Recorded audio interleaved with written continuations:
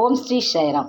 கந்தசஷ்டி விரதத்தின் 3வது நாள் இந்த ஆண்டு நவம்பர் 4ஆம் தேதி திங்கட்கிழமை வருகிறது.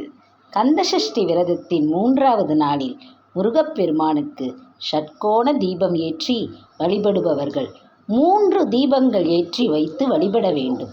ஷட்கோண காலத்தின் மத்தியில் ஓம் என்றும் பிரணவ மந்திரத்தை எழுதி அதை சுற்றிலும் உள்ள 6 நட்சத்திரங்களில் சரவணபவ என எழுத வேண்டும். முதல் நாளில் ச, 2ஆம் நாளில் ர, 3வது நாளில் வ என்ற எழுத்தின் மீது தீபம் ஏற்றி வழிபடலாம். ஷட்கோண கோலத்தை ஒவ்வொரு முறையும் புதியதாக வரைந்தே அதன் மீது தீபம் ஏற்றி வழிபட வேண்டும். காலையில் வரைந்த தீபம் ஏற்றி வழிபட்டாலும் மாலையில் மீண்டும் அதை துடைத்து சுத்தம் செய்துவிட்டு புதிதாக கோலமிட்டு அதன் மீது விளக்கேற்ற வேண்டும்.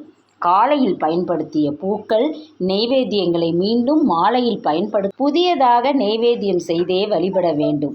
ஏதாவது ஒருவேளை நெய்வேத்தியம் செய்துவிட்டு மற்றொரு வேளை பழம் அல்லது பால் மட்டும் வைத்து வழிபடலாம்.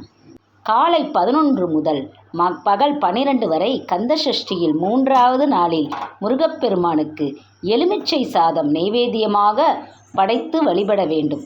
விரதம் இருப்பவர்கள் சிறிய அளவில் நெய்வேத்திய பிரசாதத்தை மட்டும் சாப்பிட்டு விரதத்தை தொடரலாம்.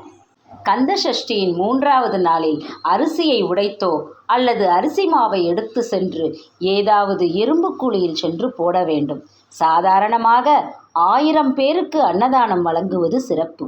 ஆனால் அனைவராலும் 1000 பேருக்கு அன்னதானம் வழங்க முடியாது. அதனால் 1000 பேருக்கு அன்னதானம் அளித்த பலனை பெறுவதற்கு 1000 எறும்புகளுக்கு உணவளிக்கலாம். அத்தோடு அரிசி மாவை தானமாக வழங்கினால் செல்வம் பரவும்.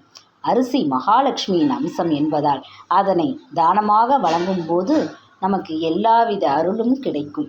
இன்று நாம் சொல்ல வேண்டியது உருவாய் அருவாய் உளதாய் இளதாய் மறுவாய் மலராய் மணியாய் ஒளியாய் கருவாய் உயிராய் கதியாய் விதியாய் குருவாய் வருவாய் அருள்வாய் குகனே. நாம் தினமும் பூக்கள் மட்டும் அல்லாமல் நாம் கந்தசஷ்டி கவசம், கந்தகுரு கவசம், வேல்மாறல் இதை கேட்க வேண்டும். ஜெய் சாய்ராம்.